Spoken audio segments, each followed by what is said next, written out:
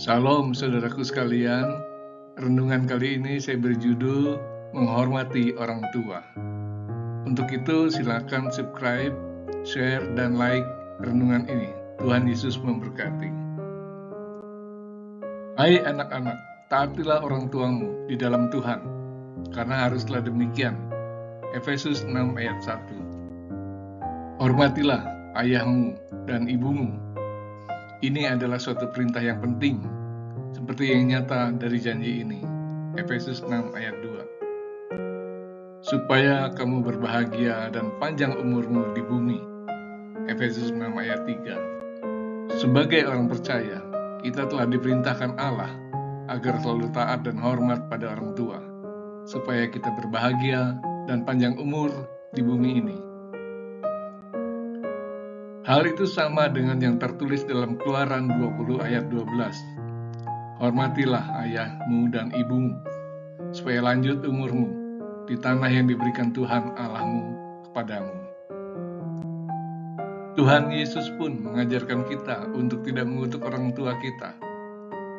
Sebab Allah berfirman, hormatilah ayahmu dan ibumu.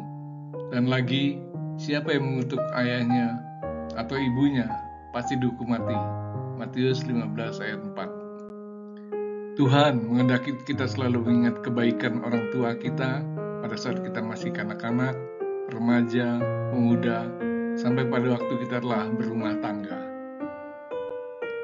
Terlebih lagi ketika mereka sudah mulai memasuki masa tua, saat mereka sudah tidak berdaya lagi, hidup hanya tergantung pada kita, anak-anaknya. Itulah perbuatan baik bagi orang tua yang selalu harus kita lakukan, agar mereka dapat melanjutkan hidup mereka sampai pada kesudahannya. Tapi bagaimana jika orang tua kita ternyata tidak sayang pada kita? Mereka membenci kita, seringkali menyakiti, memarahi, bahkan memukuli kita ketika mereka sedang kesal. Mereka pun tidak mau bertanggung jawab pada kita. Keperluan kita pada mereka pun diabaikan. Apakah kita tetap masih harus menghormati mereka? Bukankah kita manusia biasa yang bisa juga sakit hati? Benar, memang kita pun bisa merasa sakit hati, bahkan dendam dengan mereka jika mengalami hal itu. Tetapi ingatlah bahwa Tuhan hanya mengatakan, hormatilah orang tuamu. Dia tidak pernah mengatakan, hormatilah orang tua yang sayang padamu. Karena itu, ketika mereka menyayangimu, ataukah bahkan mereka sangat sering menyakitimu, engkau tetap wajib selalu menghormati mereka. Tidak ada kompromi untuk itu. Itulah perintah Tuhan, supaya Dia memberkatimu. Ingatlah bahwa orang yang memusuhi kita saja harus dimaafkan, walaupun tentu dengan berat hati. Terlebih lagi orang tuamu yang sudah melahirkanmu. Orang tua pun harus selalu dimaafkan jika terjadi kesalahpahaman. Jangan sekali-kali membenci mereka, tapi hormatilah mereka selalu.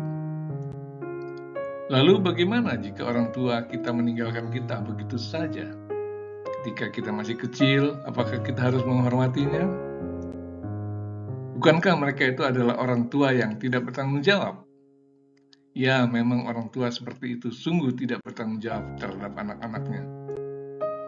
Tapi Tuhan tetap meminta engkau untuk menghormatinya. Tidak hanya orang tua yang bertanggung jawab yang harus kita hormati. Memang hati kita marah dan kecewa memiliki orang tua seperti itu. Tapi demi perintah Tuhan harus tetap kita hormati. Sebetulnya kalau kita mau jujur, hal itu ternyata untuk kebaikan kita sendiri. Ketika kita menyimpan kemarahan terhadap orang tua kita, sebetulnya kita sendirilah yang menderita. Belum tentu mereka menyadarinya, karena itu lupakanlah semua penderitaan itu. Bukankah kalau kita mengampuni orang yang bersalah pada kita, Bapa kita yang di sorga pun akan mengampuni kita? Karena jikalau kamu mengampuni kesalahan orang, Bapamu yang di surga akan mengampuni kamu juga.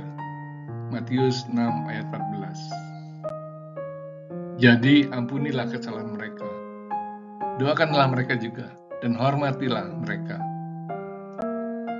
Ketika mereka sudah memasuki masa tua mereka, kita justru harus makin menghormati dan menjaga mereka. Janganlah setelah kita hidup mandiri dengan keluarga kita terlalu sibuk untuk bisa selalu mengunjungi mereka. Mungkin kita jauh dari mereka, tapi setidak-tidaknya segeralah memberi kabar kepada mereka, supaya mereka pun terhibur.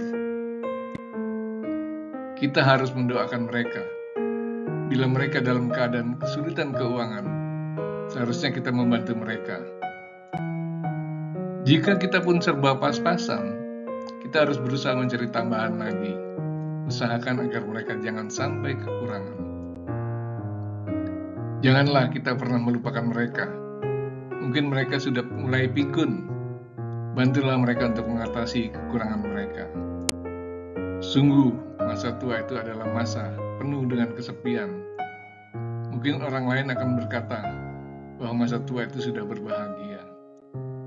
Anak-anak sudah menikah semua, sudah bebas sebab tidak harus membiayai mereka lagi. Benar untuk hal itu. Tetapi karena anak-anak sudah berkeluarga dan sudah pergi semua, maka tinggallah rasa kesepian menghinggapi mereka. Belum lagi jika pasangan hidupnya pun sudah tidak ada lagi. Teman-teman juga sebagian sudah pergi lebih dahulu. Ketika memasuki masa tua, bagaikan memasuki masa kegelapan.